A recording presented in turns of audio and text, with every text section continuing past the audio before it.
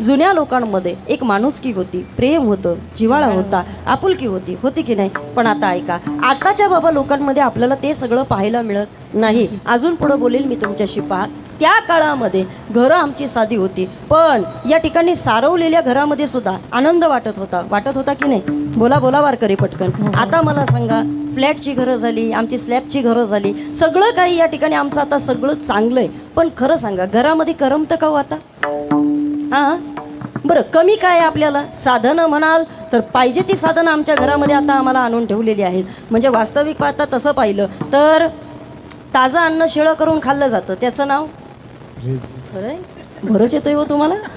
चला, हां, म्हणजे आमच्याकडं आज फ्रीजचं साधन आहे. अजून पुढं बोलेल मी तुम्हाला. एकदा लावला कुकर का बाई बिनफिकर, बरोबर की नाही? 2-3 शिट्ट्यांमध्ये आमचं काम होऊन जातं. आज स्वयंपाकाकरता लागतंय काय बाबा? त्या काळामध्ये चूल पेटवायचं म्हटलं तरी पण या ठिकाणी तास जायचं आमच्या बायांना, खरं आहे की नाही?